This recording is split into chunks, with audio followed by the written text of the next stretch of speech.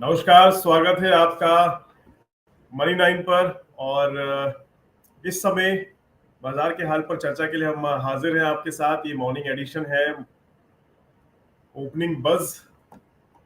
फिलहाल कल का बाजार कैसा रहा था वो थोड़ा सा मैं आपको बता देता हूं, लेकिन बाजार का हाल वैसे इजराइल और ईरान के तनाव के बीच में ना थोड़ा सा डामाडोल, जहां बाजार में उठापटक देखने को मिली, जो कि पिछले मंडे के हिसाब से अगर देखें तो थोड़ा हरियाली का मूड माहौल बना हुआ था, वहीं कल थोड़ी गिरावट का मूड माहौल बनता दिखाई दिया है। तो मैं अब आपको एक एक करके जरा बाजार का हाल बता देता हूँ, फिर हम चलेंगे अपने गेस्ट की तरफ और आखिर में आएंगे आपके सवालों की ओर। तो शुरुआत करते हैं मंगलवार के बाजार से। सेंसेक्स 213 अंक गिरकर बंद हुआ है, वहीं निफ्टी 93 पॉइंट्स गिरकर बंद हुआ है। इसके अलावा अडानी इंटरप्राइजेज, डॉक्टर रेड्डीज लैब, सन फार्मा, इटर्नल, टाटा मोटर्स निफ्टी के लूजर रहे। निफ्टी के गेनर्स में टेक महिंद्रा, इंफोसिस, एशियन पेंट, टीसीएस, मारुति सुजुकी शामिल रहे। आईटी को छोड़कर सभी सेक्टोरियल इंडेक्स लाल निशान में कल बंद होते दिखाई दिए हैं। Pharma, metal, oil and gas, reality, PSU banks index जो है 0.5 से 2% तक लुढ़कते दिखाई दिए हैं। बीएसई मिड कैप और स्मॉल कैप इंडेक्स में 0.5% की गिरावट देखने को मिली है। ट्रंप की टैरिफ वाली जो धमकी है उसके बाद फार्मा शेयरों में थोड़ी बिकवाली का मूड माहौल रहा, गिरावट देखने को मिली। ट्रंप के तेहरान खाली करने के ऐलान के बाद बाजार पर ये प्रेशर बढ़ता हुआ लगा है कि इसका प्रेशर जो है ये इफेक्ट ट्रंप का ये धमकी वाला हिसाब किताब दिख रहा है। इसके अलावा अगर आप देखें तो ओसवाल पंप्स का आईपीओ जो कि 22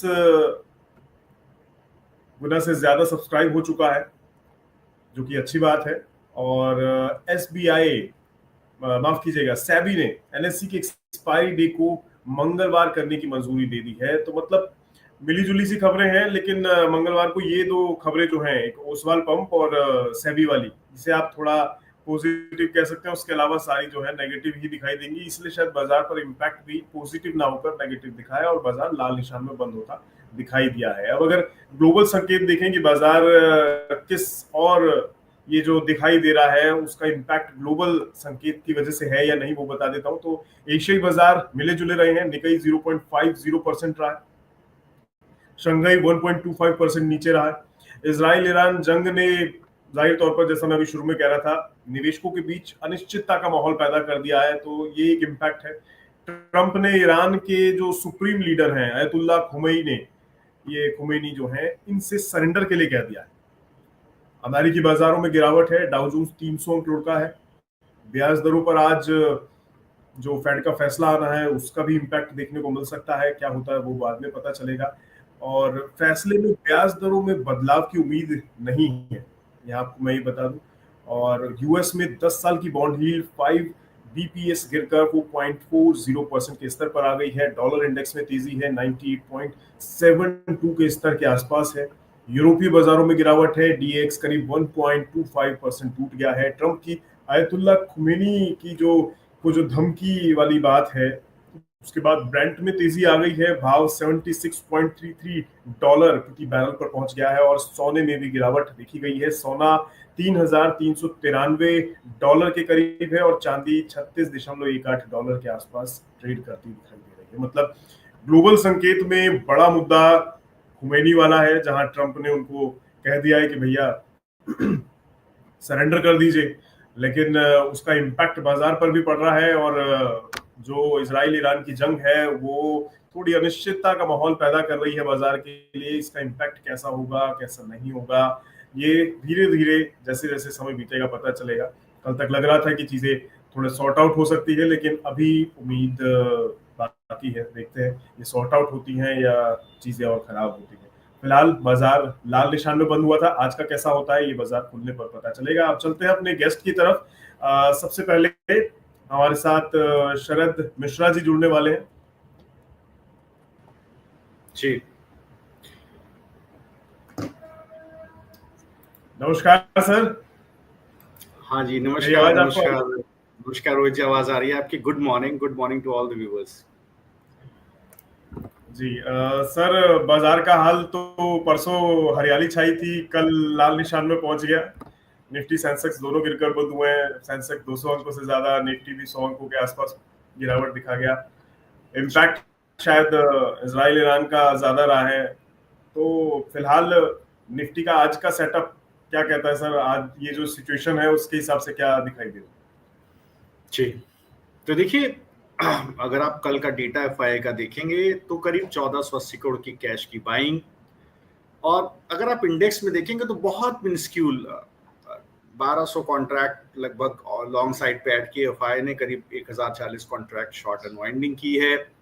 225 करोड़ की बैंक निफ्टी फ्यूचर्स में आप देखेंगे तो मुझे लगता है कि यहाँ पर एक लॉन्ग अनवाइंडिंग देखने को मिली है बैंक निफ्टी के अंदर।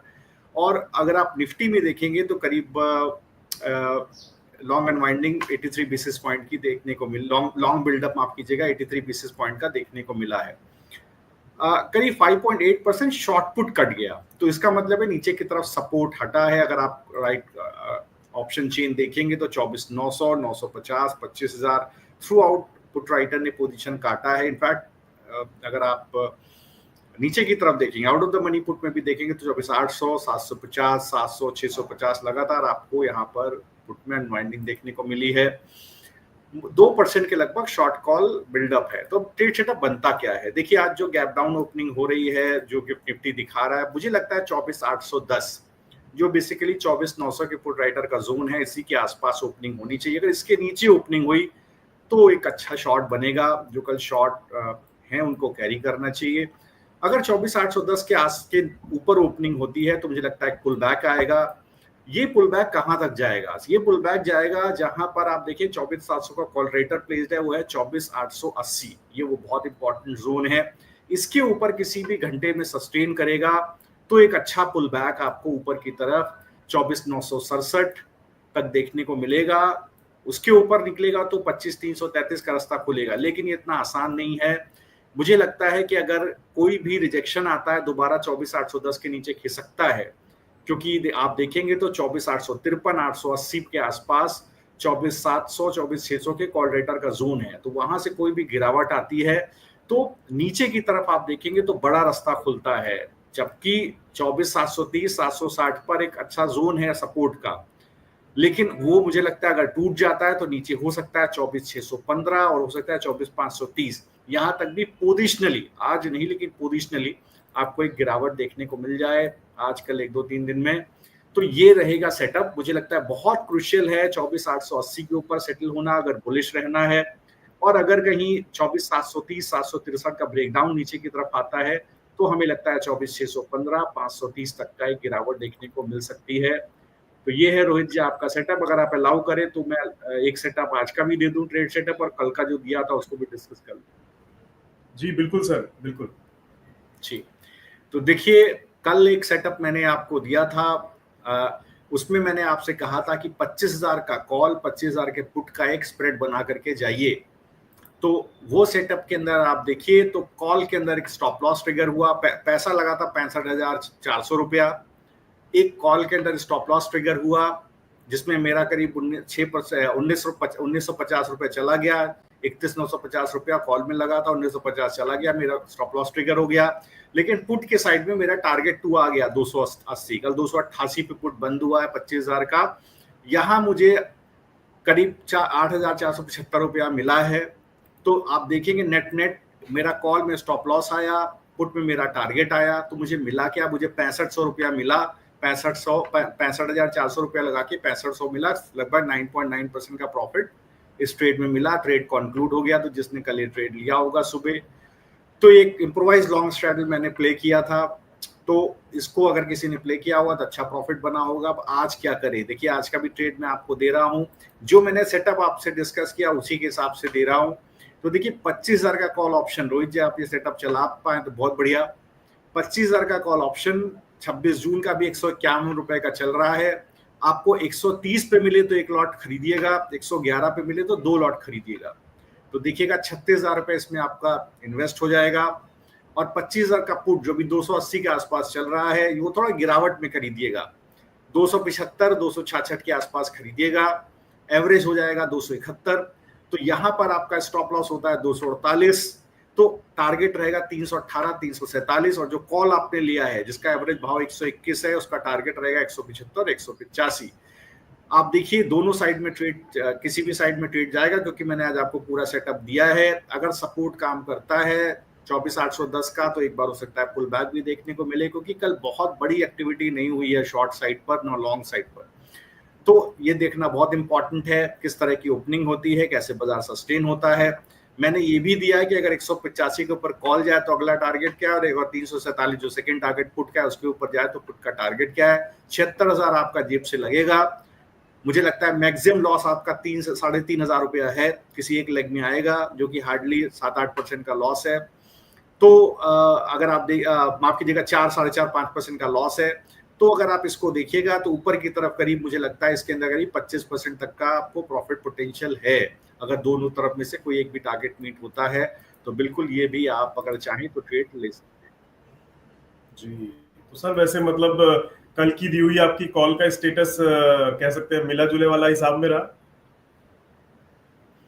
जी जी, तो देखिए जो कल जो कॉल दिया था उसका टारगेट मीट हो गया है। उसका टारगेट हो गया है, वो करीब 65,400 रुपए का इन्वेस्टमेंट था, वो कल एग्जिट हो गई प्रॉफिट में, करीब 6500 रुपया मिल गया उसमें रोहित जी। तो करीब 9.5% का प्रॉफिट हमें, उसमें 9.9% का प्रॉफिट हमें मिल गया, वो कॉल वहीं खत्म हो गई। जी सर, अगले पूरे हफ्ते के हिसाब से कैसा लग रहा है आपको निफ्टी का सेटअप? जी, तो देखिए अगर आप हफ्ते के हिसाब से निफ्टी का सेटअप देखें तो उस परिप्रेक्ष्य में देखिए तो मुझे लगता है कि कहीं ना कहीं एक अभी भी एक सपोर्ट बना हुआ है। अगर आप देखेंगे तो 24,615, 650 और नीचे 24,470, 528, ये एक अच्छा सपोर्ट है। कोई भी पुल बैक आता है तो 24,470, 528 यहाँ पर सरेंडर हो जाएगा। ये जोन टूटेगा तभी फर्दर वीकनेस आएगी। अदरवाइज अगर आप वीक के पर्सपेक्टिव से देखें, अभी देखिए आज वेंसडे है, अभी 3 दिन बाकी है, मुझे लगता है मैक्स टू मैक्स जो गिरावट आएगी 24,470, 528। बड़ी वीकनेस तभी आएगी जब ये जोन टूटेगा। और ऊपर की तरफ देखिए, जैसा मैंने आपको बोला, जैसे ही 24,967 का जोन कटेगा तो उस स्थिति में देखिए आपको ऊपर की तरफ 25,300 की तरफ बाजार जाता हुआ दिखाई दे सकता है। तो दोनों साइड में आपको लेवल मैंने दिए हैं। मुझे लगता है कि किसी भी जोन में ये टूटता है तो आपको एक बड़ा मूव देखने को मिलेगा। ऊपर 24,967 टूटा तो आपको 25,300 देखने को मिलेगा। नीचे 24,730, 760 का जोन टूटेगा तो आपको जो मैंने लेवल बताया 24,528, 470, यहाँ तक की गिरावट आपको देखने को मिल सकती है। बेहतर रहेगा कि आप अगर आप वेनिला ट्रेड ना करें, अगर आप कॉल और पुट में, क्योंकि वोलेटिलिटी रह सकती है, आप स्प्रेड लेकर के जाएंगे तो आपको ज्यादा फायदा होगा। जी, तो सर बहुत बहुत शुक्रिया, आपने दर्शकों को काफी कुछ ऐसी चीजें बताई हैं जो उनको आगे स्ट्रेटेजी तैयार करने में फायदेमंद हो सकती हैं। बहुत बहुत thank you sir. Thank you, Rohit ji. Thanks for having me on the show. Thanks to all the viewers. Have a very nice trading day. Take care. जी, तो ये थे हमारे साथ शरद मिश्रा जी, जो आपको जानकारी दे रहे थे निफ्टी के सेटअप को लेकर और कॉल एंड पुट को लेकर। कैसा स्ट्रैटेजी आपको तैयार करनी है ये डिपेंड अब आप पर करता है। अब चलते हैं हमारे अगले गेस्ट की ओर और बाजार का हालचाल अब थोड़ा डिटेल में ब्रीफ में समझने की कोशिश करते हैं। हमारे साथ जुड़ने वाले हैं प्रदीप हल्दर जी। नमस्कार प्रदीप जी, कैसे हैं, आपके हालचाल? नमस्कार नमस्कार, good morning sir, all good sir. आप कैसे हो? मैं बहुत बढ़िया सर। मौसम सुहाना हो रहा है पिछले 1-2 दिन से, लेकिन बाजार का मौसम परसों अच्छा था, कल बिगड़ गया है। फिलहाल यस। अगर इस मौसम के हिसाब से मैं आपसे बातचीत करूं तो ग्लोबल संकेत का इम्पैक्ट आपको लग रहा है, या क्या असर है कि सेंसेक्स 200 कुछ ज्यादा टूट गया, निफ्टी 100 अंकों के आसपास टूट गया, कल सारे इंडेक्स लाल निशान में दिखाई दिए। क्या क्या कारण देख रहे हैं आप? देखिए बेसिकली रोहित जी, मुझे लगता है कि मार्केट अभी ग्लोबल अनसर्टेनिटीज बहुत है, और जैसे कि मैंने कल भी बात किया था और लास्ट फ्राइडे को इवनिंग को मैंने संदीप जी के साथ भी बात किया था सेम चीज। आप देखेंगे इंडिया का जितने भी डेटा देखेंगे ना, ऑल पॉजिटिव है। चाहे वो मॉनसून देख लीजिए, आप जीडीपी का आंकड़ा देख लीजिए, आप इन्फ्लेशन का जो और भी लोअर हुआ है इन्फ्लेशन वो देख लीजिए। तो ईच एंड एवरी पॉइंट पे मुझे लगता है कि इंडिया में ऐसा कोई अभी प्रॉब्लम नहीं चल रहा है। और एक टाइम वैसे था जब एफआईआई वाले आ रहे थे, बेच के माल चले जा रहे थे, लेकिन अभी क्या है ना, वो एक एवरेज, कभी बाई हो रहा है कभी सेल हो रहा है। अभी मुझे लगता है कि इंडिया में तो कुछ प्रॉब्लम है ही नहीं। जो एक प्रेशर आ रहा है वो ग्लोबल जो जो जियोपॉलिटिकल टेंशन है वहां से ही आ रहा है। ये जो अभी हम्म। ट्रम्प जी का कल ट्वीट था कि अनकंडीशनल सरेंडर चाहिए, उसके बाद हमने देखा माहौल थोड़ा और बिगड़ता हुआ। और मुझे लगता है कि यहाँ पे एक बार हमें वेट एंड वॉच करना बहुत ही इंपॉर्टेंट है। जैसे कि मेरा मानना है कि अगर आप निफ्टी देखेंगे, ऑलमोस्ट 24,490 का एक जो पैनिक लो था आज से दो से 3 दिन पहले, अभी 24,490, 24,500, 24,450 एक जोन है। अगर इसके नीचे जाता है तब जाके मार्केट में कुछ मुझे लगता है कि सेलिंग प्रेशर और बढ़ता हुआ दिखेगा। और इनफैक्ट मेरा मानना ऐसा भी है कि 24,000 के नीचे भी जाने का पॉसिबिलिटीज है, अगर जो 2-3 दिन का जो पैनिक लो है वो उसको अगर तोड़ के नीचे क्लोजिंग देता है तो। अब ये कौन सा केस में हो सकता है? अगर मान लीजिए अमेरिका ने कुछ ऐसा स्टेप ले लिया जो मार्केट को नहीं पता। अब मार्केट को पता है कि नहीं, डोनाल्ड ट्रंप कुछ भी कर सकता है। तो डोनाल्ड ट्रंप जी राइट। जो है ना, वो अनप्रिडिक्टेबल है, उनको कोई नहीं प्रिडिक्ट कर सकता कि उनका कुछ कुछ भी मन करेगा वो बंदा आके वही करने वाला। तो अभी देखिए, आज सेवी का भी एक मीटिंग होने वाला है। आई थिंक वहाँ पे कुछ बहुत अलग अलग मुद्दे को लेके बात होगा। शाम को 6 बजे है प्रेस कॉन्फ्रेंस, और वहाँ पे भी एफआईआई और एफपीआई को लेके कुछ न्यूज आने वाला है, जहाँ पे ऐसा हो सकता है कि अगर एफआईआई और एफपीआई जो है उनके लिए कुछ गुड न्यूज आ गया तो एक अच्छा न्यूज हो सकता है। अलग अलग मुद्दे पे बात होगा। फिट का मीटिंग है, बेसिकली अलग अलग टोटल कॉर्पोरेट इवेंट चलने वाला है। तो मुझे लगता है जो जियो पॉलिटिकल टेंशंस और ये जो इतना अभी इवेंट होने वाला है इसी हफ्ता, तो इस बीच मार्केट थोड़ा टेंशन में तो डेफिनेटली है। अब देखिए, बैंक निफ्टी की अगर मैं बात करूंगा, नो डाउट देखिए 55,714 के आसपास क्लोजिंग हुआ था। कैश डेटा मैं आपको बता रहा हूँ। तो मुझे लगता है 54,600, 54,500 यहाँ से भी ऑलमोस्ट आप देखेंगे हजार से 800 पॉइंट नीचे एक सपोर्ट है, ऑलमोस्ट 54,700, 54,600 के आसपास। अगर इसके नीचे क्लोजिंग होता है तो फिर नेक्स्ट जो 1 से 2 महीना रहेगा और भी मुझे लगता है कि सेलिंग प्रेशर आने का पॉसिबिलिटीज है। लेकिन हम लेवल टू लेवल जाएंगे, लेवल टू लेवल बात करेंगे। जब तक लेवल तोड़ेगा नहीं तो मुझे नहीं लगता कुछ ऐसा यहाँ पे इमीडिएट लेवल पे कुछ होने वाला। फिलहाल एक बार हम वेट करेंगे। अगर हम हायर जोन पे भी बात करते हैं, 25,050, 25,100 के जोन पे निफ्टी में रेजिस्टेंस है। इसके ऊपर जाके निफ्टी ने क्लोज नहीं दिया। इनफैक्ट लगातार लास्ट 25 दिन का भी डेटा के साथ बात करेंगे तो देखेंगे आप, ऑलमोस्ट 14 से 15 दिन एक रेंज बाउंड रहा। 3 दिन 25,000 के ऊपर मार्केट रहा, लेकिन फिर भी 25,000 के ऊपर सस्टेन नहीं कर पाया। तो मेरा मानना यहाँ पे ऐसा है कि सर, एक बार देखते रहिए मार्केट को। और मैं तो अभी मतलब ऐसा व्यू मेरा है मार्केट में, 40-50% कैश में बैठने के लिए रेडी हूँ। बाकी 40-50%, बाकी जो 50% रहेगा आपका फंड, वो 50% फंड जो है आप स्टॉक स्पेसिफिक निवेश कीजिए, शॉर्ट टर्म के लिए ट्रेड कीजिए, स्विंग ट्रेड कीजिए। मैं क्यों बता रहा हूँ, मान लीजिए अमेरिका ने ऐसा कुछ कर दिया जो अनएक्सपेक्टेड था, तो फिर तो ये जो लेवल मैं बता रहा हूँ आपको 24,490, 24,450 के आसपास, तो मुझे लगता है ये लेवल तोड़ के और नीचे आने वाला है। उस केस में आपका स्ट्रैटेजी क्या होना चाहिए? इसीलिए मार्केट में सेफ रहिए। ऑलमोस्ट 40-50% जो आपका कैपिटल है इन्वेस्टेड रहिए। बाकी जो है थोड़ा बहुत कैश आप फ्री रखिए। हो सकता है कि आप 20%, 30% कैश में फ्री रहो, लेकिन कैश में फ्री होना चाहिए। जब गोल्ड का जो प्राइस है हायर हाई लगाता है, और मुझे लगता है कि ऐसे ग्लोबल अनसर्टेनिटी रहता है, उस जोन पे हमें एक बार जो हमारा कैश है ना, कैश में जाना चाहिए और फ्री रहना चाहिए। फिलहाल मार्केट में मुझे लगता है कि अभी डोमेस्टिक ऐसा कुछ प्रॉब्लम नहीं है, रेंज बाउंड रहने वाला है। फिलहाल देखते हैं अभी क्या होता है। एक बार ऑब्जर्व करने का टाइम है। कुछ कुछ टाइम ऐसा होता है कि कुछ करने से अच्छा है कुछ ना करना, तो मुझे लगता है यही टाइम वही है कि कुछ ना करने का टाइम है। और अभी एक बार जो आज और इस हफ्ते का जो कॉर्पोरेट एक्शन होने वाले हैं उनकी तरफ नजर रखते हैं। जी बिल्कुल। तो प्रदीप जी बिल्कुल ये बात सही कह रहे हैं कि घरेलू स्तर पे भले ही समस्याएं भी ज्यादा नहीं है, लेकिन ग्लोबल टेंशंस जो है वो थोड़ा इम्पैक्ट डाल रही हैं और वो टेंशन का माहौल भी पैदा कर सकती हैं। और ट्रम्प साहब का डेफिनेटली, प्रदीप जी ने कहा, कोई भरोसा नहीं कब क्या कह देते हैं, तो उसका इम्पैक्ट देखने को कभी भी मिल सकता है। फिलहाल चलते हैं कुछ स्पेसिफिक स्टॉक्स की तरफ और उनके ऊपर चर्चा करते हैं। प्रदीप जी से समझते हैं कि उनका क्या सेटअप बैठ रहा है आगे के लिए, और फिर अपने दर्शकों के सवाल भी लेते चलेंगे। तो प्रदीप जी, पहला जो खबरों में स्टॉक है उस पर चर्चा कर लेते हैं। हिंदुस्तान जिंक की बात कर रहा हूं मैं। इसमें थोड़ी सी जानकारी दे दूं। प्रमोटर वेदांता की कंपनी में हिस्सा बिक्री संभव दिखाई दे रही है फिलहाल, और 7500 करोड़ के शेयर की ब्लॉक डील संभव है इसमें, यानी इसकी संभावना बन रही है। तो ये खबर है हिंदुस्तान जिंक को लेकर। सर आपको क्या लग रहा है, हिंदुस्तान जिंक के लिए ये खबर पॉजिटिवली कितना इम्पैक्ट डालने वाली है? ओके देखिए मुझे लगता है कि देखिए बहुत टाइम से एक रेंज बाउंड ट्रेड हो रहा है। बेसिकली आप देखेंगे लास्ट दिन का भी जो क्लोजिंग है ऑलमोस्ट 486 के आसपास, 485 486 के आसपास एक टॉप बनाया था रिसेंटली ऑलमोस्ट 560 के आसपास। तो 560 550 के आसपास टॉप बना के नीचे आ गया।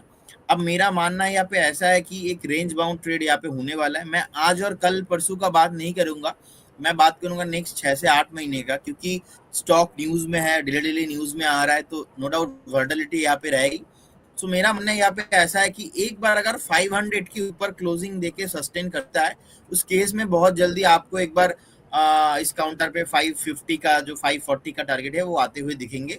लेकिन 550 के ऊपर अगर जाता है उस केस में आपको और भी हायर प्राइस मिल सकता है। फिलहाल देखिए अभी 486 के आसपास चल रहा है। मुझे लगता है एक बार अगर स्टॉक 440 के नीचे चला जाता है उस केस में फिर से एक बार 380 तक भी आने का पॉसिबिलिटीज है। तो जिनके पास है अभी बने रहिए, ऐसा कोई स्ट्रक्चर वाइज खराब नहीं है, मंथली चार्ट ठीक ठाक ही है और एक सपोर्ट लेके ऊपर ही आ रहा है। तो मेरा मानना यहाँ पे ऐसा है कि थोड़ा वॉलेटाइल हो सकता है। 500 के ऊपर सस्टेन करने में इसमें आप मोमेंटम होगा, लेकिन उससे पहले नहीं होने वाला कुछ। जी, अगले शेयर की तरफ बढ़ते हैं, और अगला जो खबरों में शेयर है वो है यूजीआरओ कैपिटल। ये प्रोफेक्टस कैपिटल का अधिग्रहण कर रही है कंपनी, और 1400 करोड़ का खर्चा किया है इस अधिग्रहण के लिए। ये पॉजिटिव खबर है इस कंपनी के लिए। सर आपको ये कैसा लग रहा है, और इसका इम्पैक्ट पॉजिटिवली कितना ज्यादा दिख रहा है इसके फेवर में? देखिए मुझे लगता है बेसिकली अभी 171 के आसपास चल रहा है। नो डाउट फंडामेंटल ज्यादा मार्केट कैपिटलाइजेशन नहीं है, ओनली फॉर 2000 करोड़ के आसपास मार्केट कैप है, 144 करोड़ के आसपास प्रॉफिटेबल कंपनी है। अब देखिए 171 170 के आसपास चल रहा है। बेसिकली मेरा मानना है यहाँ पे ऐसा है कि देखिए एक सपोर्ट है 160 के आसपास, अगर इसके नीचे जाता है तो इस केस में और भी खराब हो सकता है। बाकी फिलहाल स्टॉक ऊपर जाने का अभी फिलहाल मुझे नहीं लगता कि ऐसा यहाँ पे ज्यादा कुछ मोमेंटम आने वाला है।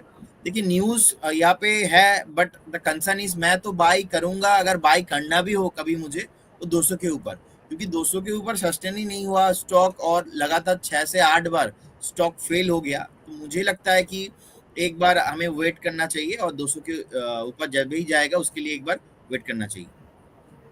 जी, अगला जो शेयर है खबरों में वो है डिलीवरी। ये ई-कॉम एक्सप्रेस में इन्होंने कंट्रोलिंग स्टेक की मंजूरी मिल गई है सीसीआई की तरफ से, और 1407 करोड़ में ये कंट्रोलिंग स्टेक खरीदा जा रहा है। तो डिलीवरी को लेकर सर क्या इम्पैक्ट है फिलहाल बाजार में, और आपको क्या उम्मीद लग रही है आगे इसकी परफॉर्मेंस को लेकर? देखिए मुझे लगता है कि डिलीवरी बेसिकली 358 के आसपास चल रहा है। अब स्ट्रक्चर तो बहुत ही अच्छा है। अब यहाँ पे इंटरेस्टिंग पॉइंट ये है कि देखिए लास्ट 3 से 4 हफ्ते से ना नॉन स्टॉप चल रहा है स्टॉक, और एक अच्छा बेस बनाया, बेस फॉर्मेशन किया, अभी ऊपर आ रहा है धीरे धीरे 358 के आसपास चल रहा है। देखिए रेसिस्टेंस है, मल्टीपल रेसिस्टेंस 385 390 के आसपास। तो 385 390 मुझे नहीं लगता कि इस बीच अभी इमीडिएटली ऐसा कुछ होने वाला है कि वे क्रॉस हो जाएगा, ऐसा नहीं है। एक बार आप बने रहिए जिनके पास है। मुझे लगता है कि यहाँ पे फ्रेश बाई नहीं करना चाहिए। 315 320 एक अच्छा जोन रहेगा, अगर वहां पे आता है तो उस केस में मैं बाई करना पसंद करूंगा। फिलहाल अभी इस जोन पे अट्रैक्टिव वैल्यूएशन नहीं है। जी, अगला जो खबरों में शेयर है वो है सम्मान कैपिटल। नवीन उपल जो है इनको सीआरओ नियुक्त किया गया है। CRO means chief risk officer. 17 जून से 3 साल तक का इनका टाइम पीरियड रहेगा आगे के लिए, जिसमें इनकी नियुक्ति बरकरार रहेगी। ये खबर इस शेयर को लेके है। सर आपको फिलहाल ये कैसा दिख रहा है, इसका सेटअप कैसा लग रहा है सम्मान कैपिटल? यस सर, मुझे लगता है कि ये बेसिकली लॉस मेकिंग कंपनी है। देखेंगे आप इनका जो नीट प्रॉफिट है, इन्होंने लॉस पोस्ट किया है, 125 126 के आसपास चल रहा है।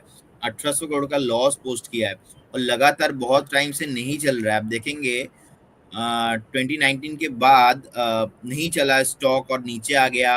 अभी भी बेसिकली ये सस्टेन नहीं कर पा रहा है, बॉटम फाइंड नहीं कर पा रहा है। तो मेरा मानना यहाँ पे ऐसा है कि ना फंडामेंटल ना ही टेक्निकल, तीनों साथ नहीं दे रहा है। लास्ट 5 साल का सेल्स ग्रोथ भी देखेंगे माइनस ऑलमोस्ट 8% के आसपास CAGR के साथ चल रहा है। तो यहाँ पे ऐसा कोई मीनिंगफुल चीज मुझे नहीं लगता है, और मेरे को ऐसा लगता है कि आप एक बार एग्जिट कर जाइए स्टॉक से। ऐसा कुछ नहीं है, अट्रैक्टिव नहीं है वैल्यूएशंस, क्योंकि लास्ट देखिए 3-4 साल मार्केट इतना बुल मार्केट भागा लेकिन स्टॉक ने परफॉर्मेंस ही नहीं किया।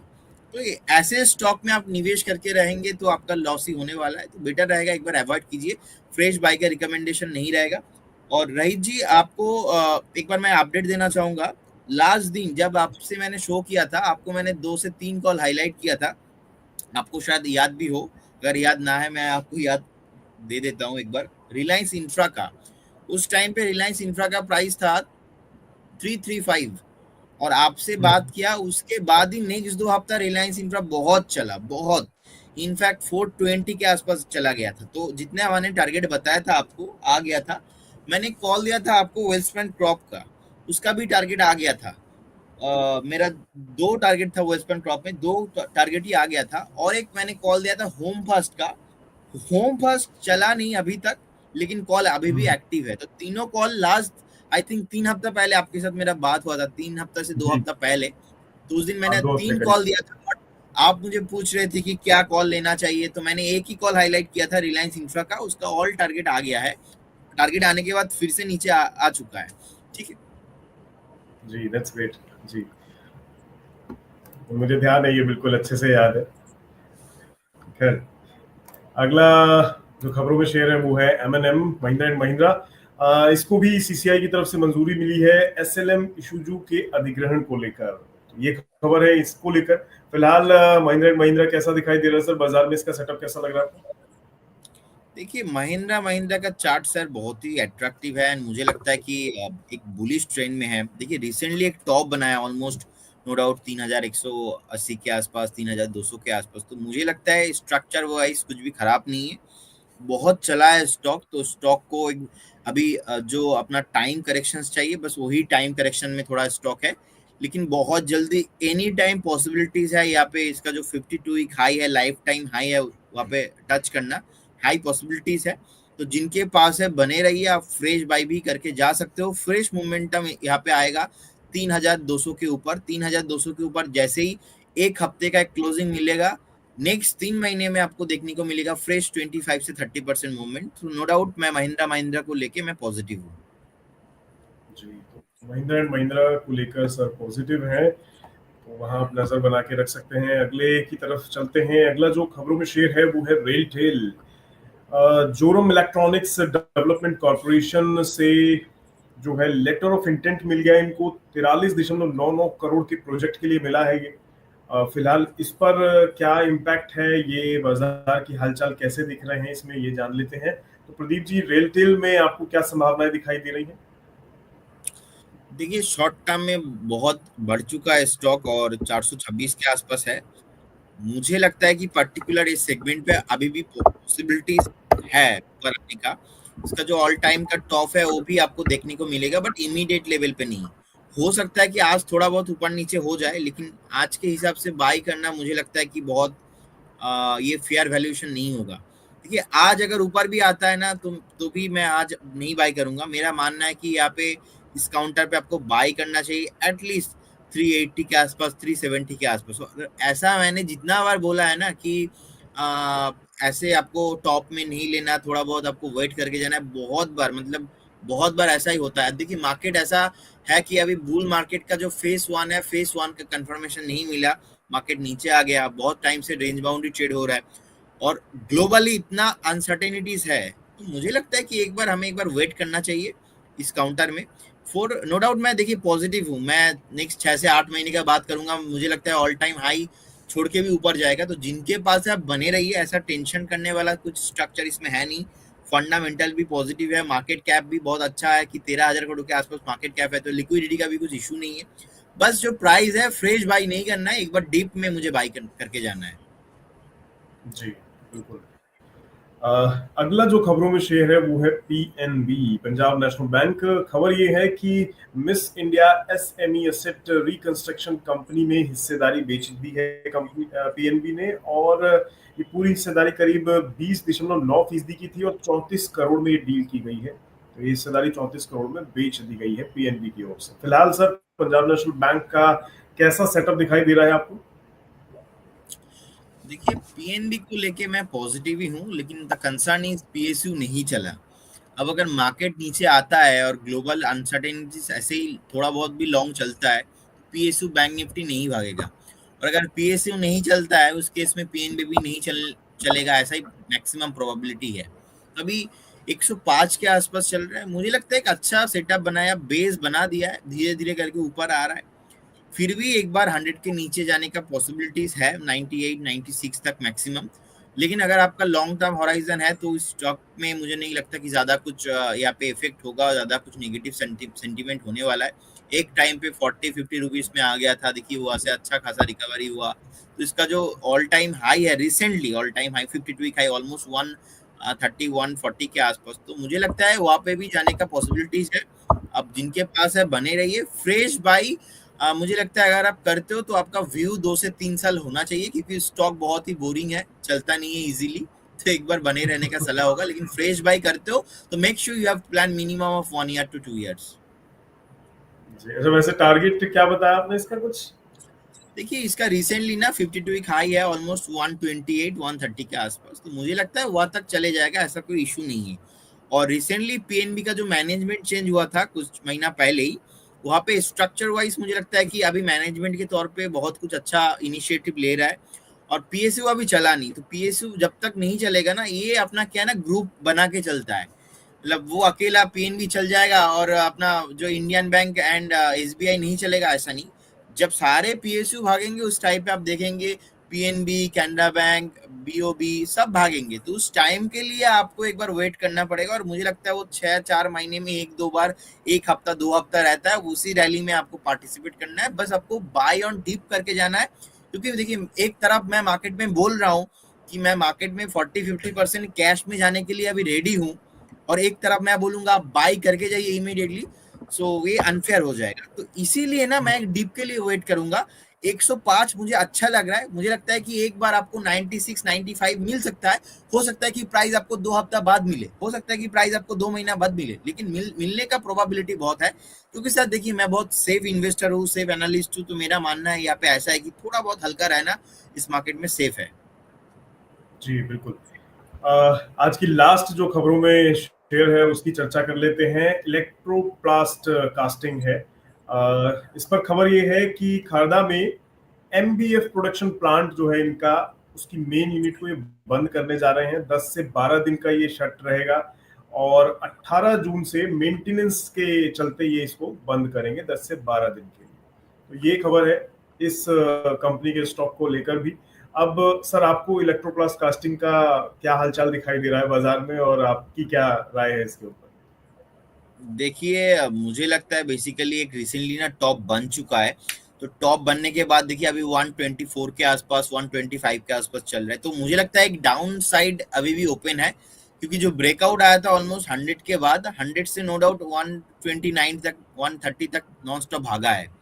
तो एक रिट्रेसमेंट के लिए वेट करूंगा, क्योंकि ऐसा नहीं होने वाला कि ऐसे सीधा सीधा स्टॉक ऊपर चले जाएगा, मैं नहीं देखता हूँ ऐसा। मुझे लगता है फिर से एक बार आपको 115 120 आने का प्रोबेबिलिटी है। और एक बार आप, अगर आपके पास है तो आप करंट स्टॉप लॉस दे के भी आप एक बार एग्जिट कर सकते हो। और अगर आपका लॉन्ग टर्म व्यू है तो सही है, आप वेट कीजिए। लेकिन आपका स्टॉप लॉस इस स्टॉक में मुझे लगता है 100 रुपीज होना चाहिए।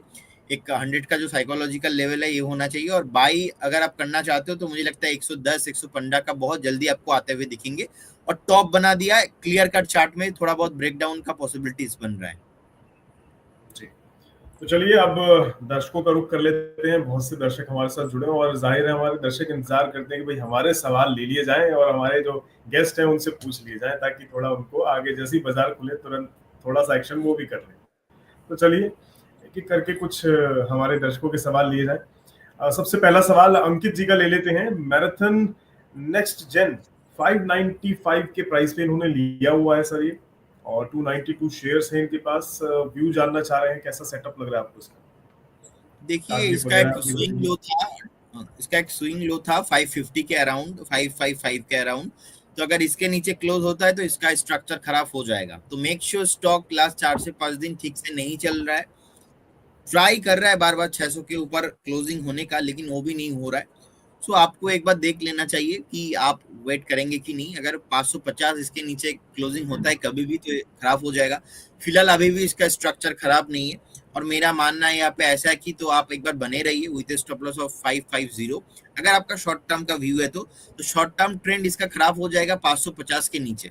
एक बार अगर एक फ्राइडे क्लोजिंग आ जाता है तो पक्का खराब होने का पॉसिबिलिटीज है। लेकिन इसमें आप मार्केट अभी प्रेशर में जा सकता है, और इतना अभी न्यूज चल रहा है, और इस हफ्ता इतना अभी कॉर्पोरेट एक्शन है, तो फ्रेश बाई इस जोन पे अगर आप करके जाते हो तो मेक श्योर बहुत वोलेटिलिटी हो सकता है। जी, अगला सवाल ऐश्वर्या अग्रवाल जी का ले लेते हैं। ऐश्वर्या जी लिख रही हैं, क्वालिटी पावर इलेक्ट्रिकल इक्विपमेंट के शेयर मिले हैं इन्हें आईपीओ में, और जानना चाह रही हैं होल्ड करें या सेल कर दें ऑन डेली बेसिस। तो आपकी क्या राय रहेगी सर इस पर? देखिए क्वालिटी पावर में तो विवेक सर के शो में मेरा कॉल भी था। इनफैक्ट वो कॉल देने के बाद थोड़ा बहुत डीप लगाया, नीचे आया, बाद में हमने देखा फिर से रैली स्टार्ट हो गया। क्या हुआ बेसिकली, जैसे ऐसे न्यू स्टॉक रहता है, और मैं यहाँ पे basically IPO high strategy use करता हूँ। कोई भी स्टॉक अपना जो आईपीओ डे का हाई है, अगर उस डे का हाई के ऊपर सस्टेन कर रहा है तो मैं हमेशा से पसंद करता हूँ, साइकोलॉजिकली स्टॉक ऊपर जाने के लिए रेडी होता है। तो मेरा मानना है यहाँ पे ऐसा है कि आप बने रहिए। अभी के लिए स्टॉप लॉस होना चाहिए 500, और अभी 539 के आसपास चल रहा है। सो मेरा मानना है यहाँ पे आप बने रहिए। बहुत जल्दी आपको एक बार 580 600 का प्राइस मिलेगा। ट्रेलिंग स्टॉप लॉस करते जाइए, जैसे ही एक बार 580 600 के आसपास टारगेट आते हुए दिखेंगे, उस टाइम पे आपका स्टॉप लॉस ट्रेल करके आप 540 के आसपास करके कर देना आप। तो ऐसे ही आप बने रहिए। ऐसा स्ट्रक्चर तो कुछ खराब नहीं है, अच्छा और ऊपर जाने वाला है। जी, ऐश्वर्या जी का ये एक सवाल और है जी एंटरटेनमेंट पर। बाइंग प्राइस है 105 रुपए, होल्ड और सेल की सलाह चाह रही है, पर लॉन्ग टर्म के हिसाब से आपको कैसा लग रहा है सर? देखिए जी एंटरटेनमेंट को लेके मैं ज़्यादा कमेंट नहीं करूंगा, क्योंकि स्टॉक के अंदर बहुत वॉलेटिलिटी है, और बेसिकली बहुत बार ऐसा हुआ है लास्ट 7 सालों में, 5 सालों में, कि स्टॉक में मोमेंटम आता है लेकिन वो सस्टेन नहीं करता है। एक दो दिन बस कुछ कुछ न्यूज़ आ जाता है। तो अभी देखिए अगर आपके पास 105 के आसपास है, तो मेरा मानना है यहाँ पे ऐसा है कि आप एक बार 125 मैक्सिमम आपका जो स्टॉप लॉस हो होना चाहिए। आपका जो स्टॉक है अभी आप ट्रेलिंग स्टॉप लॉस यहाँ पे मेंटेन कीजिए 125। लेकिन आई डोंट थिंक ये स्टॉक यहाँ से मल्टीबैगर हो जाएगा, क्योंकि कल भी खबरों में था और कुछ न्यूज़ था, देखिए चला नहीं स्टॉक। तो रिसेंटली बहुत चल चुका है। हमने देखा कि 90 लो था ऑलमोस्ट, वहाँ से ऊपर आते आते 137 के आसपास चल रहा है। और आई बिलीव जहाँ पे पैसा बनने का पॉसिबिलिटीज है उधर आप पैसा निवेश कीजिए। यहाँ पे पैसा बनेगा नहीं ऐसा नहीं है, बनने का पॉसिबिलिटीज है, लेकिन यहाँ पे आपका जो पैसा है ना वो कंफ्यूज्ड है कि कभी क्या होगा। और एक बेसिकली बहुत वॉलेटाइल स्टॉक है, तो 125 आपका स्टॉप लॉस होना चाहिए अगर आप रह सकते हो तो, नहीं तो सीधा सीधा एग्जिट कीजिए और अच्छे जो स्टॉक है उधर निवेश कीजिए। जी, तो बिल्कुल 125 का स्टॉप लॉस, और अगर नहीं तो इसमें से निकल जाइए और कहीं और निवेश करने की स्ट्रेटेजी तैयार करें, बेहतर रहेगा। खैर, अगला सवाल ले लेते हैं मंटू साहू जी का। बीईएल में इन्होंने पैसा लगा रखा है और 295 पर इन्होंने ये खरीदा है। क्या सलाह रहेगी सर? देखिए आप बने रहिए। अगर आपने 295 में बाय किया है तो मतलब आप लॉन्ग टर्म इन्वेस्टर्स ही हो।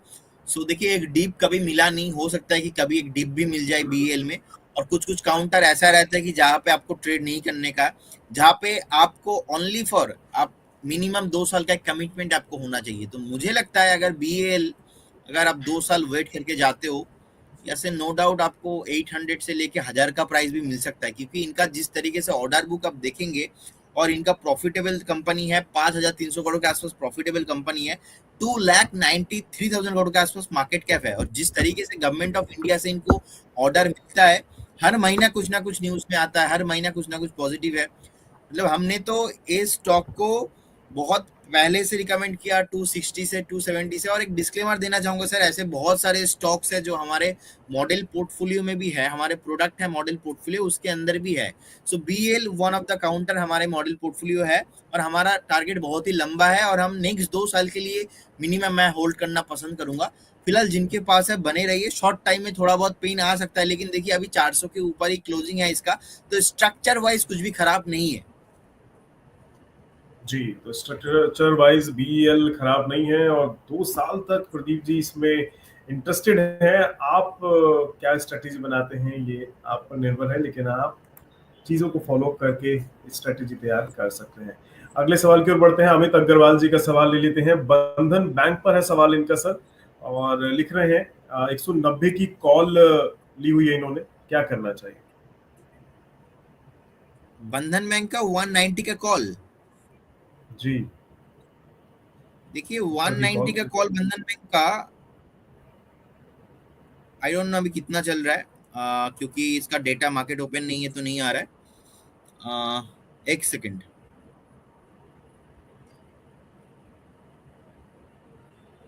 एलटीपी तो 55 पैसा के आसपास दिखा रहा है। आई डोंट नो प्राइस मेरा यहाँ पे नहीं आ रहा है, ठीक है। सो बेसिकली देखिए मैं आपको यहाँ पे साइकोलॉजी बता देता हूँ। 190 अभी बहुत दूर है और अगर आप 190 का कॉल लेते हो, what is option? Options price intrinsic value price plus time value. तो आपका ये जो 190 के ऊपर कॉल है, 190 के ऊपर जाएगा उसके बाद ही ये कॉल में ज्यादा मुनाफा आपका हो सकता है। तो मुझे नहीं लगता बहुत जल्दी आपको 195 और 200 के ऊपर जाने का कोई पॉसिबिलिटीज है। रिसेंटली भी जो टॉप है आप देखेंगे 186 के आसपास है, तो आपका जो एक्सपेक्टेशन मुझे लगता है पूरा गलत ही है। तो ये होने वाला नहीं है, आएगा भी नहीं आपका टारगेट। सो आप एक बार एक करंट जो भी प्राइस है, आई डोंट नो मेरे चार्ट नहीं आ रहा है, सो कितना प्राइस है मैं नहीं देख पा रहा हूँ। मैं तो देख रहा हूँ 55 पैसे के आसपास है। अब ये सही डेटा है रॉन्ग डेटा है मुझे पता नहीं, अगर ऐसा है तो निकल जाइए, क्योंकि मुझे लगता है आपने हायर जोन से लिया होगा, आपने ट्रैप हो गया आप, क्योंकि 175 अभी है और एक हफ्ते रहेंगे तो पूरा जीरो ही हो जाएगा। तो देखिए ऐसा कॉल लेना और कॉल पुट, जब ये फ्यूचर ऑप्शन आता है, सेबी का एक डिस्क्लेमर देना बहुत ही इंपॉर्टेंट होता है। 90% लोग ना फ्यूचर ऑप्शन में पैसा लॉस करता है, तो मेक श्योर वन थिंग कि आप जब भी ऐसा करो तो एक स्टॉप लॉस मेंटेन कीजिए और पहले ऑप्शन को समझिए। इसका जो मेन ट्रिगर है ना 190 के ऊपर आएगा, उससे पहले नहीं। तो अगर 180 भी चला गया, 185 भी चला गया, 189 भी अगर before end of the month चला गया ना, फिर भी ये पूरा जीरो होने वाला है, तो आपको नहीं रहना है इस काउंटर पे। जी, अगला सवाल संतराज यादव जी का ले लेते हैं। संतराज जी लिख रहे हैं जूनिपर होटल इनके पास है, 316 की इनकी खरीद है, होल्ड करने की सलाह मांग रहे हैं, सेल चाह रहे हैं कि या फिर टारगेट, तीनों में से क्या इनके लिए बेहतर रहेगा? देखिए आपका 316 के आसपास बाइंग है, तो मुझे लगता है 300 आपका एक पोटेंशियल स्टॉप लॉस होना चाहिए। 300 पोटेंशियल स्टॉप लॉस के साथ आप बने रहिए, ऐसा कोई स्ट्रक्चर खराब नहीं है, लेकिन हायर टाइम फ्रेम में मल्टीपल रेसिस्टेंस है, जो कि मुझे लगता है कि 335 340 के आसपास है। अगर एक बार 335 340 इसके ऊपर एक वीकली क्लोजिंग देता है, उस केस में और भी हायर प्राइस सर आपको आते हुए दिखेंगे, इज लाइक 370 380 के आसपास। लेकिन अभी जो है फिलहाल एक बार टाइम करेक्शन इसमें चाहिए, ऐसा कोई ब्रेकआउट स्ट्रक्चर नहीं है, तो एक बार बने रहने का सलाह होगा। फ्रेश बाई नहीं करे तो अच्छा है जी, तो इसमें फ्रेश बाइंग ना करें तो बेहतर रहेगा। अगले सवाल की ओर बढ़ते हैं। हालांकि जो हमारे दर्शक हैं ये एक्स जोन के नाम से इन्होंने प्रोफाइल बना रखी है, तो इनका एग्जैक्ट नाम नहीं पता है, लेकिन फिर भी सवाल ले लेते हैं। लिख रहे हैं I have purchased MOM 100 ETF 179 PCS at 57.01. Right now I am getting 10% profit. What I will do now? Sell or accumulate? तो क्या आप इसे ट्रैक करते हैं, और अगर करते हैं तो क्या सलाह देगी सर? सर बाइंग प्राइस कितना है?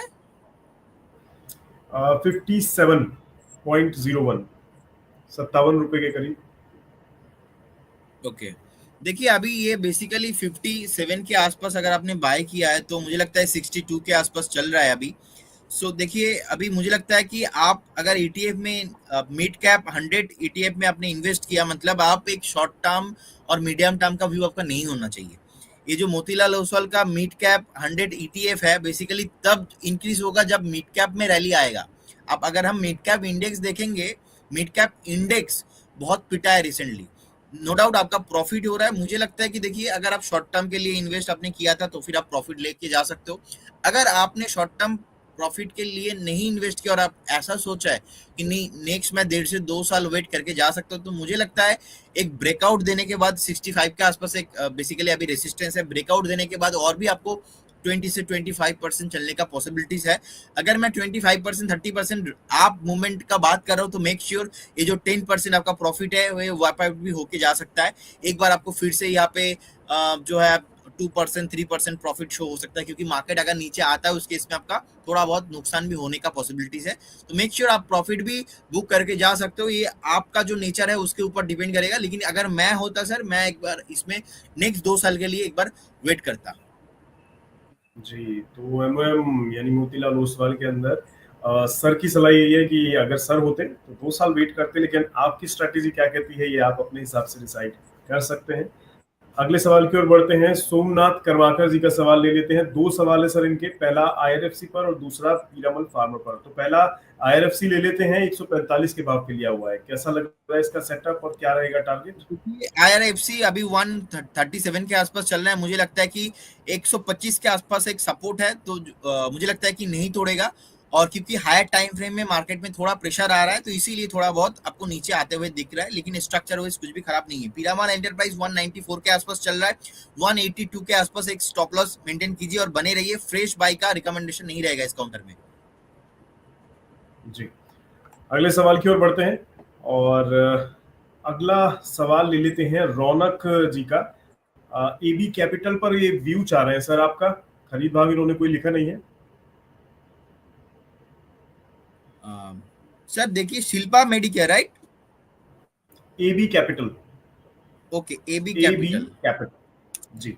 ओके सर, 254 के आसपास अभी चल रहा है। नो डाउट चार्ट में सर ब्रेकआउट है, और मुझे लगता है कि जिनके पास है आप बने रहिए।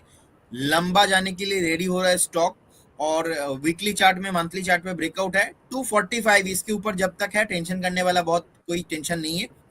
अगर 245 246 इसके ऊपर सस्टेन करता है, बहुत जल्दी आपको यहाँ पे इस काउंटर पे एक बार 280 से लेके 300 का प्राइस आने का हाई पॉसिबिलिटीज है। बहुत कम स्टॉक मिलता है ऐसा जहाँ पे वीकली और मंथली ट्रेंड बहुत ही अच्छा हो। सो उनमें से एक स्टॉक सर एबी कैपिटल है। जी, अगला कपिल तिवारी जी का सवाल ले लेते हैं। कपिल जी लिख रहे हैं, टाटा टेक में एंट्री कब कर सकते हैं सर? फिलहाल आपको क्या लग रहा है, टाटा टेक में एंट्री का कुछ बन रही है चांसेस? देखिए सर, इस बीच मार्केट ओपन हो चुका है और 740 के आसपास चल रहा है।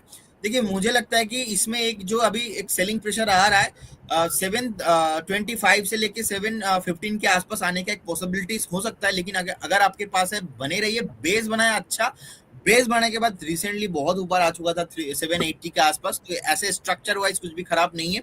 और मुझे लगता है देखिए, एक तो है टॉप टू बॉटम एनालिसिस, एक है बॉटम टू टॉप। तो इसका आईपीओ होने के बाद इतना ओवर वैल्यूएशन था ना, तो इसीलिए मैं हमेशा से बात करता हूँ कि आईपीओ हाई, डे हाई इसके ऊपर सस्टेन करता है तो उस केस में आप बाय कीजिए।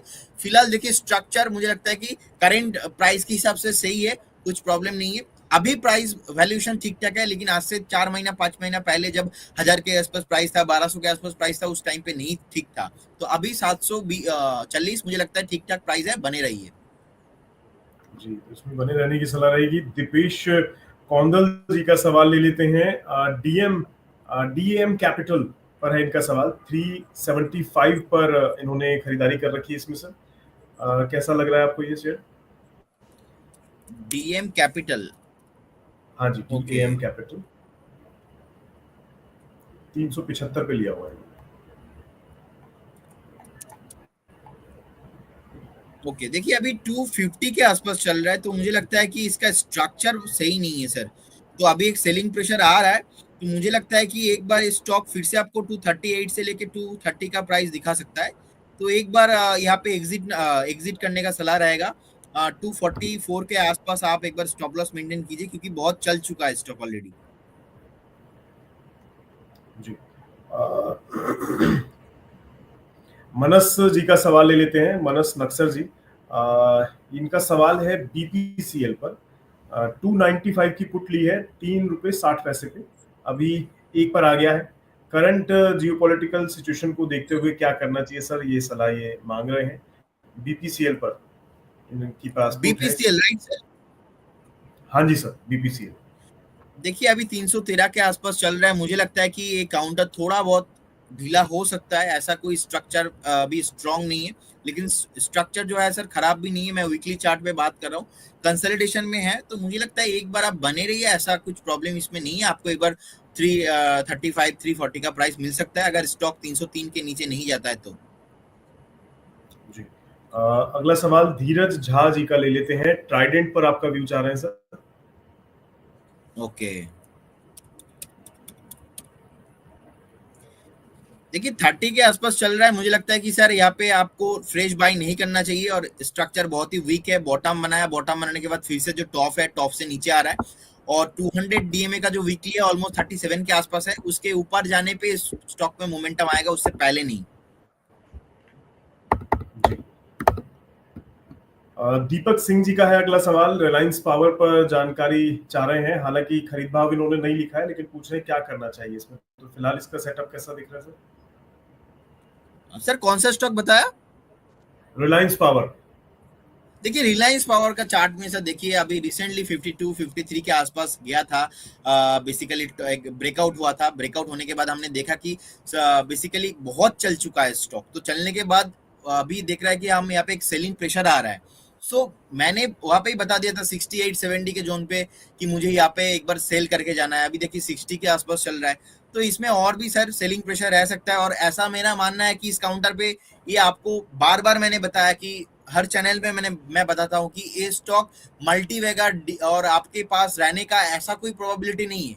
ब्रेकआउट आया था, बाय करो, 1-2 महीने का व्यू से, और इतना चला है सर, तो डेफिनेटली प्रॉफिट बुकिंग आना ही है। लोगों का मिसकंसेप्शन रहता है कि लोगों को लगता नहीं कि उनको एग्जिट करना चाहिए, तो इसीलिए ना वो लोग एग्जिट भी नहीं कर पाते। तो मेरा मानना यहाँ पे ऐसा है कि सर अभी 60 के आसपास चल रहा है, एक बार फिर से आपको 53 52 का प्राइस मिल सकता है। फ्रेश बाय नहीं करना है, जिनके पास है प्रॉफिट बुक करके जाइए। जी, तो जिनके पास है प्रॉफिट बुक करने की सलाह है। अगला सवाल ले लेते हैं साक्षी मित्तल जी का। साक्षी जी लिख रही हैं, गेल 188 पे लिया हुआ है इन्होंने, क्या लॉन्ग टर्म के लिए ठीक है ये? अभी बेच के जब नीचे आ जाए तब खरीद लें दोबारा से, या फिर पीपीएल फार्मा में बाय कर लें? मतलब ये इसमें से निकलने की भी सलाह मांग रहे हैं, कैसा दिखाई दे रहा है आपको गेल? और अगर गेल से निकल जाए तो क्या पीपीएल फार्मा में जाना ठीक रहेगा? देखिए गेल सर बेसिकली अभी 189 के आसपास चल रहा है, और मुझे लगता है कि देखिए स्ट्रक्चर में बहुत हायर हाई पे रेसिस्टेंस है, तो ऐसा नहीं लगता है कि मुझे एक बार यहाँ पे आप 198 199 के ऊपर अगर जाता है तो उस केस में थोड़ा बहुत कुछ प्रॉफिटेबल ट्रेड यहाँ पे आ सकता है, उससे पहले नहीं। और बहुत स्लो काउंटर है, ऐसा इमीडिएटली भागने वाला नहीं है। और अभी देखिए पीरामल फार्मा अभी 194 के आसपास चल रहे हैं, स्ट्रक्चर खराब है, 180 के आसपास सपोर्ट है, वहां पे स्टॉप लॉस मेंटेन कीजिए और बने रहिए, लेकिन फ्रेश बाई नहीं है। दोनों काउंटर पे कुछ अट्रैक्टिव मुझे नहीं लगता, एक चलता नहीं है और एक का ब्रेकडाउन है। जी, तो एक चलता नहीं है और एक का ब्रेकडाउन है, तो फिलहाल ये लाइन आपने सही बोली है। खैर अगला सवाल ले लेते हैं। वही सर क्वेश्चन है, मतलब लोग पूछेंगे कि दोनों में से कौन सा, क्वेश्चन ऐसा है सर, एक तो चलता नहीं है गेल, अब देखेंगे गेल भागेगा ही नहीं, बहुत स्लो चलता है। और पीरामल फार्मा का चार्ट में ब्रेकडाउन है लगातार, मैं देख पा रहा हूँ ऑलमोस्ट 2 महीने से चार्ट खराब है, तो एक चलता नहीं है और एक ब्रेकडाउन होके पड़ा है, तो दोनों में ही निवेश करना मतलब बहुत आपका टाइम चला जाएगा इसमें। तो साक्षी जी किसी नए स्टॉक को ढूंढ के पूछिए, फिर बताएंगे कि उसमें दौड़ता हुआ कोई दिखाई दे तो लगाइएगा। फिलहाल इन दोनों में जहां है वहीं पे कुछ सोच के अपनी स्ट्रेटेजी तैयार करें आप। खैर अगला सवाल ले लेते हैं, आदर्श मिश्रा जी का सवाल है, एनटीपीसी पर एवरेज कब करें? 360 की बाइंग है इनकी, 500 शेयर है इनके पास इसके। देखिए एनटीपीसी अभी मुझे लगता है कि no doubt is a very good stock, but थोड़ा बहुत अगर मार्केट में प्रेशर आता है तो उस केस में आपको और भी प्रेशर आते हुए दिखेंगे। एक बार 315 से लेके 310 का प्राइस आता है तो उस केस में आप एवरेज कर सकते हो। जी अगला सवाल विक्की ठाकुर जी का ले लेते हैं। विक्की जी लिख रहे हैं, सर मैंने आईआरबी इंफ्रा के 1800 शेयर लिए थे 53 रुपए के, अभी बहुत दिनों से लॉस हो रहा है, क्या करूं सर मैं? एमटीएफ में पैसे लिए थे,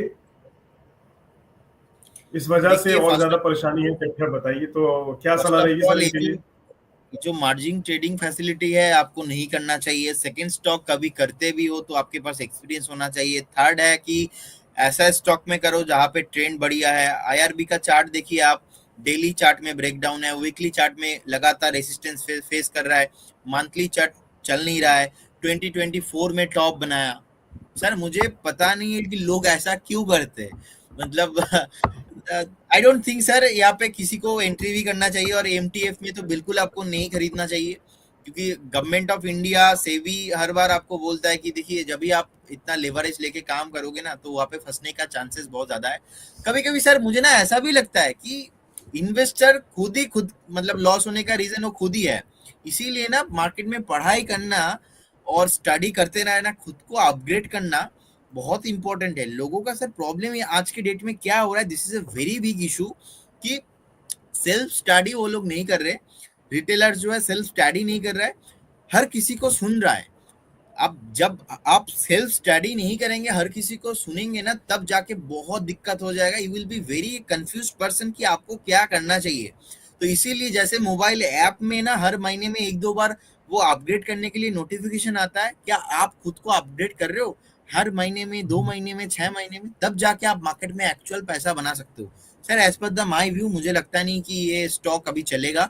43 44 के 53 54 के आसपास मल्टीपल रेसिस्टेंस है, अगर उसके ऊपर क्रॉस होता है तो इसमें ब्रेकआउट होने का पॉसिबिलिटीज बनेगा, लेकिन अभी स्ट्रक्चर बहुत खराब है और मुझे लगता है और भी नीचे आने का पॉसिबिलिटीज है। 43 42 जाने के लिए रेडी हो रहा है।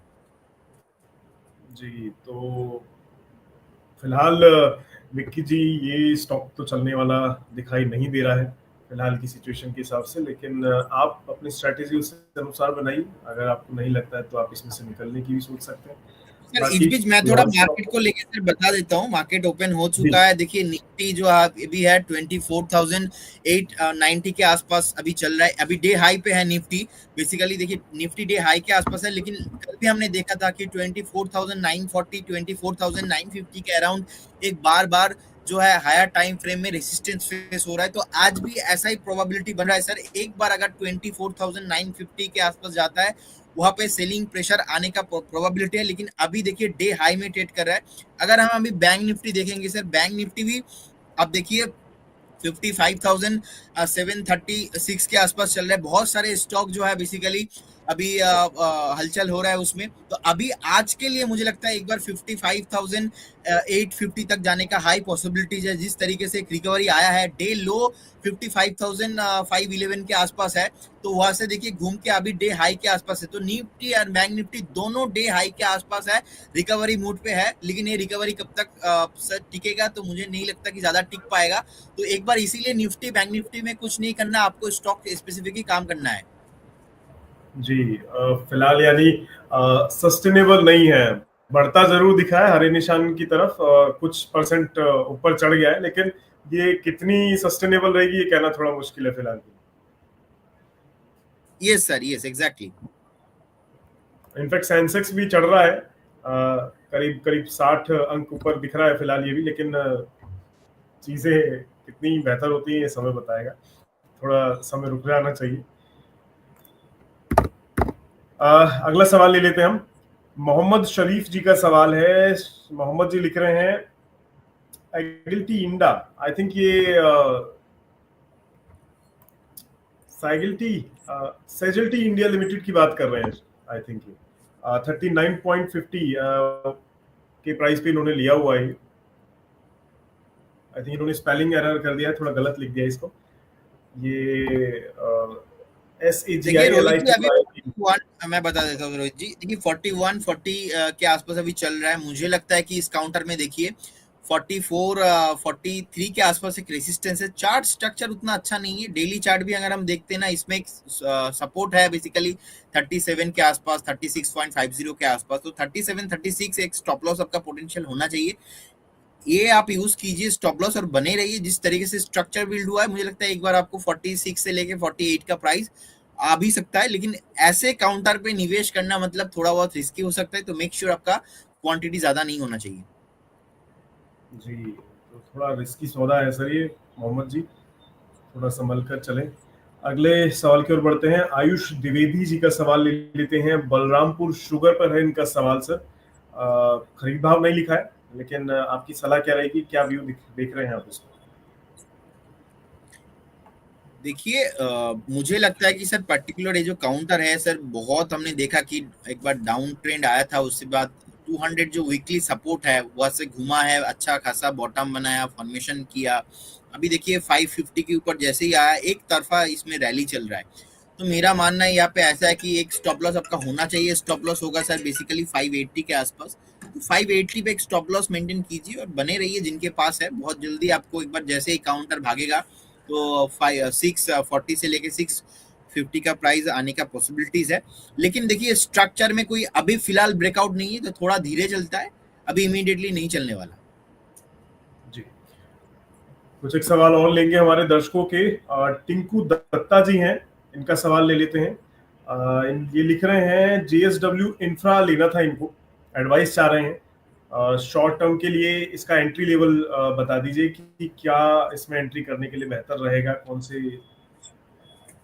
स्तर पर इन्हें इसमें जाना चाहिए। देखिए JSW इंफ्रा 310 के आसपास अभी चल रहा है। मुझे लगता है कि अच्छा खासा एक मोमेंटम देने के लिए रेडी हो रहा है स्टॉक।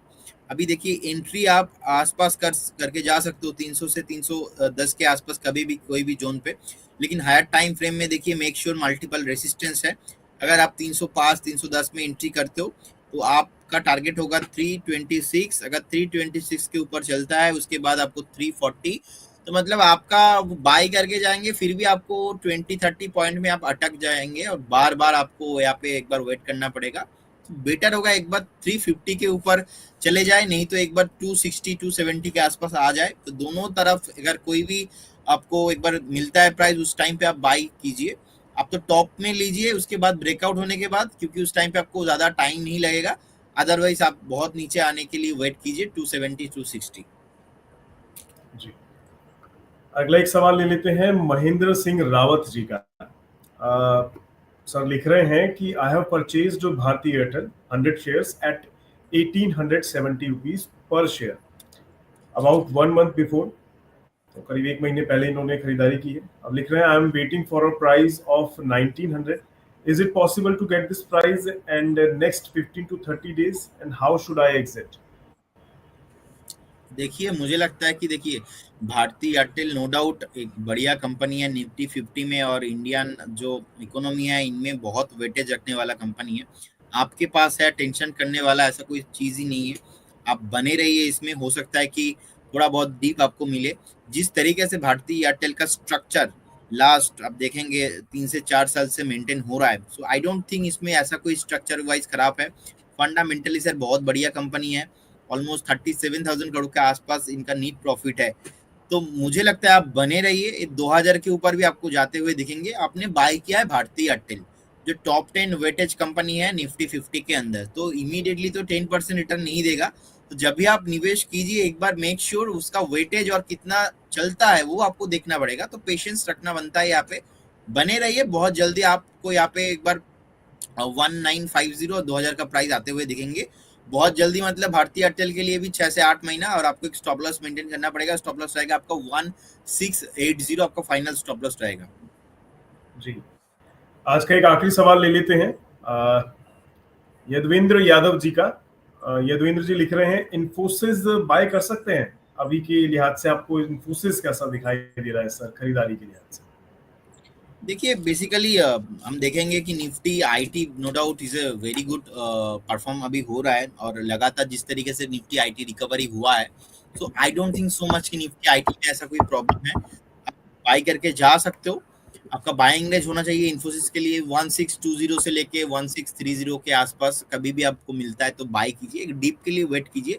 नेक्स्ट 6 से 8 महीना एंटर द निफ्टी आईटी में मैं पॉजिटिव हूँ, क्योंकि निफ्टी आईटी का जो टॉप है ऑलमोस्ट 46,000 के आसपास टॉप बनाया। टॉप बनाने के बाद धीरे धीरे नीचे आया। ऑलमोस्ट टॉप से देखेंगे 30% नीचे आ गया था, अभी भी ऑलमोस्ट 12 से 13% नीचे है अपना ऑल टाइम जो हाई है निफ्टी आईटी इंडेक्स। तो उसमें से बेसिकली विप्रो, उसमें से बेसिकली इन्फोसिस, ऐसे जो काउंटर्स है ना, इसमें मुझे लगता है फ्रेश 25 से 30% रैली अभी भी बाकी है। नेक्स्ट अगर आपके पास 1 साल 1.5 साल का एक व्यू हो तो मेक श्योर आप ट्रेडिंग पर्सपेक्टिव से यहाँ पे आपको एंट्री नहीं लेना चाहिए, आपको एक बार इन्वेस्टमेंट व्यू से आपको लेना चाहिए। जी, तो चलिए फिलहाल सवाल जवाब का ये सिलसिला अब यहीं रोकते हैं और शो को वाइंड अप करने की ओर बढ़ते हैं। प्रदीप जी, मैं अभी देख रहा था निफ्टी और सेंसेक्स, आपने तो खैर पहले ही ले लिया, बता दिया, लेकिन ये तो रफ्तार पकड़ रहे हैं धीरे धीरे। सेंसेक्स करीब 188 अंक ऊपर चढ़ चुका है और निफ्टी कोई भी बात नहीं 70 रोहित, अंकों की करीब बढ़ चुकी है। मैं देख रहा था एक्चुअल में जब भी मोमेंटम आया तो मैंने सोचा कि आप आई थिंक थोड़ा बहुत जो क्वेश्चन आंसरिंग चल रहा है उसमें आप भूल गए हो सेंसेक्स निफ्टी को डिस्कस करना, तो इसीलिए मैं ही हाईलाइट कर दिया। कोई बात नहीं, देखिए मैं वही देख रहा था कि अपना डे हाई पे आ चुका है और स्मार्टली बहुत ही बढ़िया से निफ्टी बैंक निफ्टी दोनों जो है देखिए अभी डे लो से कितना अभी ऊपर आ चुका है। अभी हमने बात जब किया था उस टाइम पे bank Nifty only for 20 rupees ऊपर था। अभी बात जैसे अभी हम देख रहे हैं कि यहाँ पे 115 ऊपर है बैंक निफ्टी, तो मुझे लगता है और भी थोड़ा हायर पॉसिबिलिटीज है, लेकिन मेक श्योर अभी ऐसा मार्केट नहीं है कि ऊपर एक तरफा चला जाएगा दिन भर, क्योंकि ऐसा हो सकता है आज सुबह सुबह पहला आधा घंटा 1 घंटा 2 घंटे में थोड़ा बहुत ऊपर लेने के बाद नेक्स्ट हाफ में थोड़ा बहुत मार्केट में सेलिंग प्रेशर भी आने का पॉसिबिलिटीज है, क्योंकि इवेंट बहुत लंबा है और ग्लोबल अनसर्टेनिटीज भरा पड़ा है। जी बिल्कुल, एग्जैक्टली प्रदीप जी ने सही कहा। अभी कुछ इवेंट्स हैं जो इस वीकेंड होने हैं, वीक तक आपको चीजें होती दिखाई देंगी, प्लस ग्लोबल अनसर्टेनिटी तो है ही है, उसका कहना तो जाहिर तौर पर मुश्किल है। क्या कुछ दुनिया में हलचल पैदा होती है उसका इम्पैक्ट डायरेक्ट तौर पर भारतीय बाजार पर भी पड़ता दिखाई दे सकता है। फिलहाल प्रदीप जी बहुत बहुत शुक्रिया, आपने काफी कुछ चीजें बताई हैं। आज जितने भी शेयरों पे हमने डिस्कस किया, लोगों को बताया, बहुत सारी चीजें पर चर्चा की है, थोड़ा सा डिस्क्लेमर अपनी तरफ से दे दीजिए लोगों के लिए। जो भी स्टॉक पे मैंने बात किया, कोई भी स्टॉक पे मेरा या हमारे कोई भी एनालिस्ट का कोई personal interest conflict of interest नहीं है एंड पर्सनल होल्डिंग पे नहीं है। And investment in securities market subject to market risk. कोई भी स्टॉक में आप निवेश कर रहे हो मेक श्योर यहाँ पे कुछ भी गारंटी नहीं होता है और आपका पर्सनल फाइनेंशियल जो एडवाइजर है उनसे सलाह लेके कीजिए। बहुत सारे स्टॉक हमने डिस्कस किया हमारे मॉडल पोर्टफोलियो एंड जो हमारे पेड कस्टमर्स है उनको हमने सलाह दिया है। सो एक बार आपका जो पर्सनल फाइनेंशियल एडवाइजर उनसे सलाह लेके इन्वेस्ट कीजिए। बहुत बहुत धन्यवाद रोहित जी आपका। Very good morning to you, have a good day. Thank you very much Pradeep ji, बहुत बहुत शुक्रिया आपका मनी 9 को अपना समय देने के लिए। तो दोस्तों फिलहाल इस शो को वाइंड अप करने का समय हो गया है। प्रदीप जी ने काफी कुछ चीजें बताई और उन्होंने एक बात अंत में सही बोली है कि बिना अपने वित्तीय सलाहकार के राय लिए कोई भी फाइनेंशियल डिसीजन लेना सही नहीं होता है। तो इसलिए अगर आप बाजार में निवेश कर रहे हैं तो अपने किसी फाइनेंशियल सलाहकार से एक बार राय जरूर लें, फिर कोई फैसला लें। बनिस्पत टीवी या इंटरनेट पर किसी वीडियो या किसी जर्नलिस्ट या एनालिस्ट की बात सुनने के बजाय। फिलहाल के लिए मुझे दीजिए इजाजत। मिलेंगे आपको किसी नए वीडियो किसी नए मुद्दे पर चर्चा के लिए। दीजिए इजाजत, नमस्कार।